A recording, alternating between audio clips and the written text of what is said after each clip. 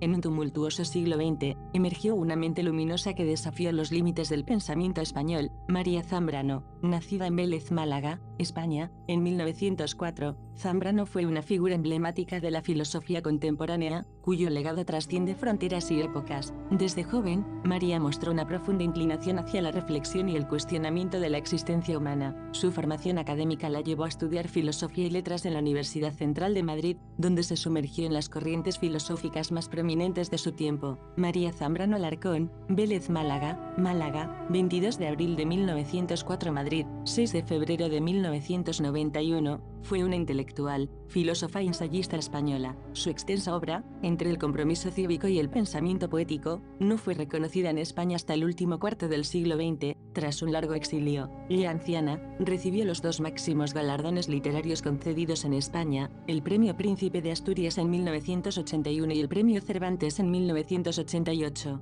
Pero la vida de Zambrano estuvo marcada por la agitación política de su país. Con el estallido de la Guerra Civil Española en 1936, María se vio obligada al exilio, junto con otros intelectuales republicanos. Esta experiencia transformadora influyó profundamente en su pensamiento y enfoque filosófico. Era hija de Araceli Alarcón Delgado y Blas Zambrano García de Caravante, ambos maestros, como también lo fue su abuelo paterno, Diego Zambrano Nota, uno proveniente de una familia de intelectuales y profesionales. Su entorno familiar ejerció una profunda influencia en su desarrollo intelectual y artístico. Estando de vacaciones con su abuelo materno en Belmez de la Moraleda, Jaén, María sufrió el primer aviso de lo que a lo largo de su vida fue una constante, su salud delicada. En esa primera ocasión se la llegó a dar por muerta, tras un colapso de varias horas y una larga convalecencia. En 1908 se trasladó con su familia a Madrid y al año siguiente se mudaron a Segovia al conseguir su padre la cátedra de gramática castellana en la Escuela Normal de Maestros de la ciudad. Allí pasó María su adolescencia y allí, la víspera de su cumpleaños, nació su hermana Araceli, según sus palabras la alegría más grande de su vida. En 1913 comenzó el bachillerato en el Instituto de Segovia, donde solo ella y otra muchacha representaban al género femenino ilustrándose. En Segovia, María comenzó un primer amor posteriormente prohibido con su primo carnal Miguel Pizarro entre 1917 y 1921, año en el que la familia intervino y Miguel fue enviado a Japón, como profesor de español en la Universidad de Osaka. 45 Tras un primer momento de desolación, la fuga de su primo la llevó a vivir una nueva experiencia amorosa, recogida en su epistolario, con Gregorio del Campo, de la que nacería el nene, que murió al poco tiempo, como se desprende del epistolario entre ambos.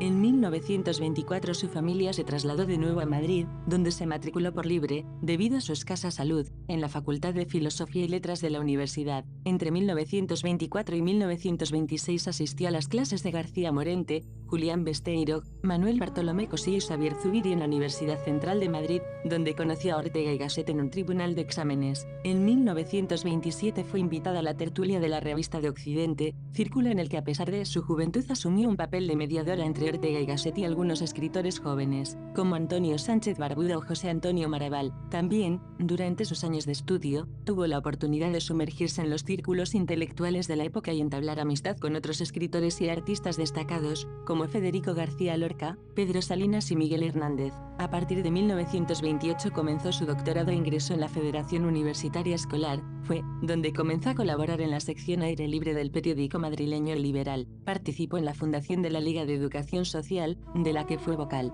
También impartió clases de filosofía en el Instituto Escuela que se vieron interrumpidas por una nueva recaída de su salud. En esta ocasión el diagnóstico fue concreto, tuberculosis. No interrumpió sin embargo sus colaboraciones con la FUE ni muchos de sus escritos. Durante esta etapa de su vida, también comenzó a escribir sus primeros ensayos y artículos. Mostró un gran interés por la filosofía, la literatura y el arte, y comenzó a desarrollar un estilo de escritura caracterizado por su profundidad y su capacidad para abordar temas complejos de manera accesible. En 1931 fue nombrada profesora auxiliar de Zubiri en la Cátedra de Historia de la Filosofía en la Universidad Central, puesto que ocupó hasta 1935, haciendo las sustituciones a Zubiri cuando estaba de viaje. En esa época inició su inconclusa tesis doctoral sobre la salvación del individuo en Spinoza. Integrada en el aparato de la coalición republicano-socialista, asistió a la proclamación de la Segunda República República Española en la Puerta del Sol el 14 de abril de 1931, no aceptó, sin embargo, la oferta de una candidatura a las Cortes como diputada por el PSOE. El 7 de marzo de 1932, la cercanía profesional e intensa colaboración de María con José Ortega y Gasset la llevó a cometer el que muy pronto descubriría como peor error político de su vida, la firma del manifiesto y creación del Frente Español,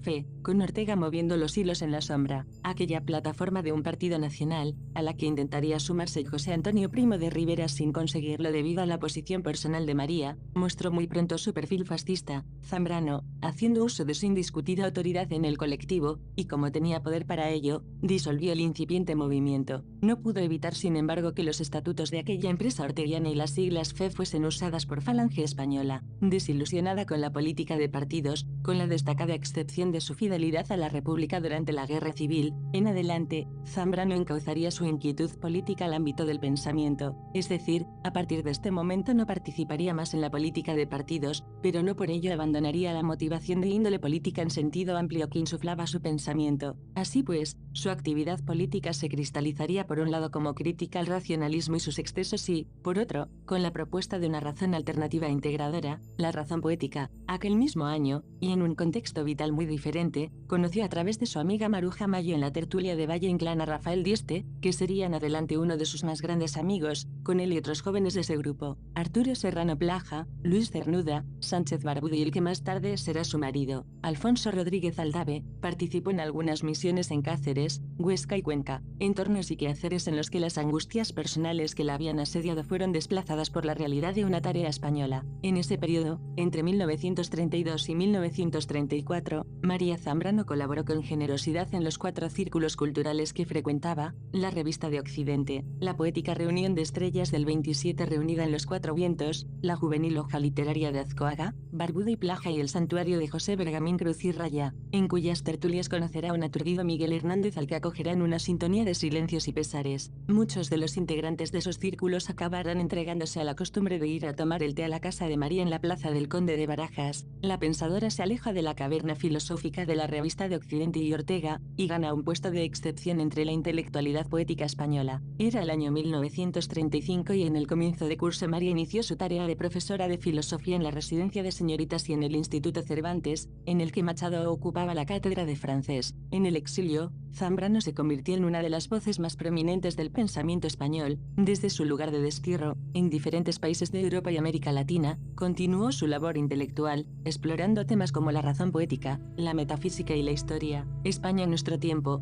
nuestro deber, conocerlo, cumplirlo. El 18 de julio de 1936, María Zambrano se sumó al manifiesto fundacional de la Alianza de Intelectuales para la Defensa de la Cultura, AIDC, colaborando en su redacción y marcando el compromiso de la libertad del intelectual con el pueblo puesto en pie por una razón amada. Como su propio padre y como su admirado y admirador Antonio Machado, la Zambrano, que nunca escatimó lucidez y valentía, se alineó definitivamente en la realidad, un gesto humano y personal que muy pronto aparecerá en su obra bajo el epígrafe de razón poética. El 14 de septiembre de 1936, contrajo matrimonio con el historiador Alfonso Rodríguez Aldave, recién nombrado secretario de la Embajada de España en Chile, país hacia el que viajaron en el mes de octubre. En ese viaje hicieron escala en La Habana, donde María pronunció una conferencia sobre Ortega y Gasset y conoció al que será quizás su mejor amigo José Lezama Lima. 8 meses después, en plena Guerra Civil Española, regresan a España, el mismo día en que cae Bilbao y comienza la diáspora intelectual española. A la pregunta de por qué vuelven si la guerra está perdida, responderán, pues por esto mismo. Su marido se incorporó al ejército y ella colaboró en la defensa de la República desde el Consejo de Redacción de Hora de España. Participó en el Congreso Internacional de Escritores para la Defensa de la Cultura, celebrado del 4 al 17 de julio de 1937 en Valencia, donde conoció a Octavio Paz, Elena Garró, Nicolás Guillén, Alejo Carpentier y Simone Weil. Vestida de miliciana, fue nombrada consejera de propaganda y consejera nacional de la infancia evacuada, y participó en la reapertura y gestión de la Casa de la Cultura de Valencia. Al inicio de 1938 se trasladó con su familia a Barcelona, en cuya universidad llegaría a impartir un curso. Ese año, el 29 de octubre, murió su padre, al que Antonio Machado dedicaría una esquela de despedida en el número XXI de la revista Hora de España, que entonces no llegó a publicarse, incluida luego en Suma Irena póstumo. El 23 de diciembre, 25 divisiones del Ejército Nacional abordaron la ofensiva de Cataluña. El 28 de enero de 1939 María cruzó la frontera francesa en compañía de su madre, su hermana Araceli, el marido de esta y otros familiares. En Francia, María se reencuentra con su marido y tras una breve estancia en París, parten para México invitados por la Casa de España, recalando antes en Nueva York y La Habana, donde fue invitada como profesora de la Universidad y del Instituto de Altos Estudios e Investigaciones Científicas. De Cuba pasó a México, donde tras una serie de maniobras a cargo de algunos antiguos colegas fue nombrada profesora en la Universidad Michoacana de San Nicolás de Hidalgo de Morelia, Michoacán, lo que supuso para María un pequeño exilio dentro del gran exilio y provocó que abandonase México, viviendo unos años entre Puerto Rico y Cuba. En México publicaría sus libros Filosofía y Poesía y Pensamiento y Poesía en la Vida Española, y entablaría relación con Alfonso Reyes y Daniel Cosío Villegas. Entre 1940 y 1945 trabajó con intensidad en seminarios y ciclos de conferencias o dictando lecciones y cursos en diversas instituciones cubanas y puertorriqueñas, como el Departamento de Estudios Hispánicos de la Universidad de Puerto Rico, la Asociación de Mujeres Graduadas y el Ateneo, o la Asamblea de Profesores de Universidad en el Exilio reunida en La Habana. Paralelamente continúa publicando artículos y algunos libros como La Confesión, Género Literario y Método, La Agonía de Europa o El Pensamiento Vivo de Séneca. La Guerra Mundial le impide reunirse con su madre enferma y su hermana Araceli, viuda y en el umbral de la locura,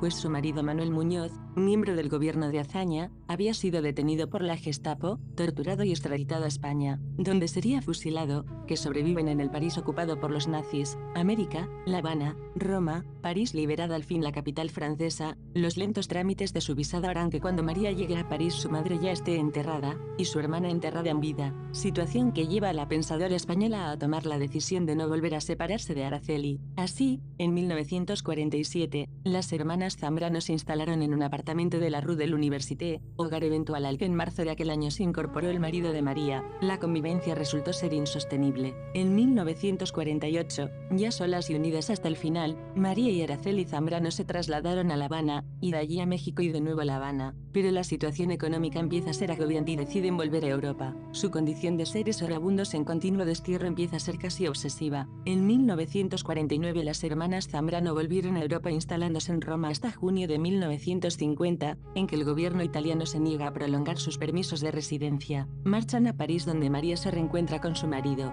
La relación será breve y finalmente Rodríguez Aldave y su hermano, con el que ha vivido los 3 últimos años, desde 1947, partieron hacia México. Durante aquel periodo, María Zambrano trabó amistad con el intelectual francés Albert Camus, quien le brindó su apoyo para que Zambrano pudiera publicar una traducción de su obra El hombre y lo divino en la editorial Gallimard. Este proyecto quedaría truncado por la muerte accidental de Camus en 1960. Las hermanas Zambrano permanecieron en París hasta marzo de 1953, fecha en que de nuevo se trasladaron a La Habana, pero la inicial euforia del reencuentro caribeño se disolverá en la marea de la situación política cubana, las añoranzas de Araceli, la relación amorosa de María con Pitaluga y sus propios fantasmas. En junio de 1953 un barco las devolvió a Roma. Sigue el más largo periodo romano de las Zambrano, 1953-59, en el vivió María una fecunda amistad con intelectuales italianos como las hermanas Elena y Silvia Croce, o el emir Zoya y su compañera Vittoria Guerrini, alias Cristina Campo, y recuperó su relación con viejos amigos como Diego de Mesa, alumno suyo en el Instituto Escuela, Carmen Lobo, Nieves de Madariaga, Tomás Segovia, Jorge Guillén, o el mexicano Sergio Pitol. Su economía y salud, siempre débiles, se vieron confortadas por la generosidad de Timothy Osborne. Incansable, María sigue escribiendo. De su esfuerzo, entre un amplio conjunto de artículos, ensayos y libros, y un espectro que se abre entre la historia trágica, la pintura y la razón poética, saldrán piezas maestras como España, Sueño y Verdad de la España de Galdós. En septiembre de 1957, María recibió la sentencia de un tribunal de México comunicándole su divorcio de Rodríguez Aldave, acusada de abandono del hogar y otros cargos que no se citan y declarada incompareciente, sin haber recibido citación alguna. Ese mismo otoño conoció a la poeta y cantante venezolana Reina Rivas, que con su marido Amando Barrios se convirtieron en sus amigos, mediadores y protectores hasta el último momento. Su casa romana se hizo famosa por las tertulias, por sus cantes y bailes y por su desbordante población de gatos. El verano y otoño de 1958 se desarrollaron en buena parte en Florencia, donde estaba en contacto con el pintor Ramón Gaya. Tras una temporada de 5 meses entre el Exurñón, Suiza, en la casa alquilada por su primo Rafael Tomero, las hermanas Zambrano, y su corte de gatos que acompañaban a Araceli allá donde se moviera, volvieron a Roma, donde además se les unió en Villa Ricci a su tía Asunción durante los primeros meses de 1960. En abril de 1962, Araceli viajó a México para intentar pactar con Rodríguez Galdave una pensión para María con resultado más que negativo. Otro revés fue la orden de expulsión de la ciudad de Roma, firmada por un senador de pasado fascista en septiembre de 1963. El motivo: los gatos. Por mediación de Elena Croce llegaron a intervenir los ministros de Justicia y el del Interior, aplazando el proceso. El 14 de septiembre de 1964, tras una nueva denuncia y su posterior inspección sanitario-cívica, las Zambrano y 13 gatos abandonan Roma camino de Francia con un aviso a la policía gala de que se trata de personas peligrosas. La Piece, al contemplar por primera vez la vieja casa de la Piece, en el Jura francés, María dijo: parece un convento abandonado, pero tiene gracia. Vivió en ella hasta 1977. La soledad de la casita del Bosque se vería de tanto en tanto animada por las visitas de los amigos españoles e italianos y de los primos. En ella, concluyó, amplió fraguó la pensadora española obras como La tumba de Antígona, El hombre y lo divino, Claros del Bosque. Es en ese periodo cuando su obra comenzó a valorarse en España tras la publicación en la Revista de Occidente, en febrero de 1966, del artículo de José Luis López Aranguren en Los sueños de María Zambrano,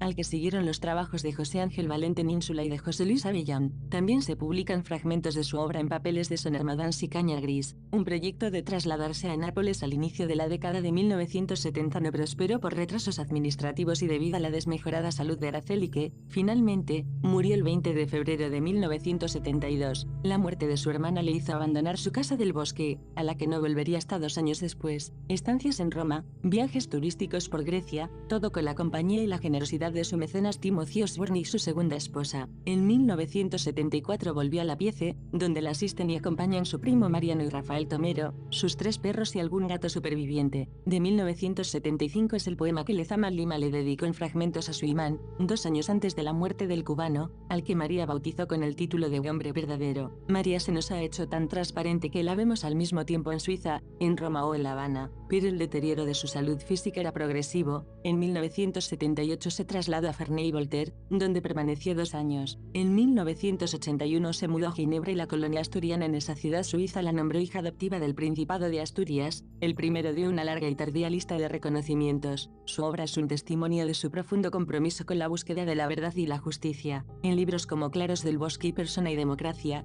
Zambrano articuló una filosofía que abraza la complejidad del ser humano y su relación con el mundo que lo rodea. María Zambrano no solo fue una filósofa de renombre, sino también una defensora apasionada de la libertad y la dignidad humanas. Su legado perdura como una fuente de inspiración para generaciones futuras, recordándonos que el pensamiento crítico y la compasión son herramientas poderosas para transformar el mundo. En 1991, María Zambrano dejó este mundo, pero su legado sigue vivo en cada página de sus escritos y en el corazón de quienes encuentran en su obra una luz en tiempos de oscuridad.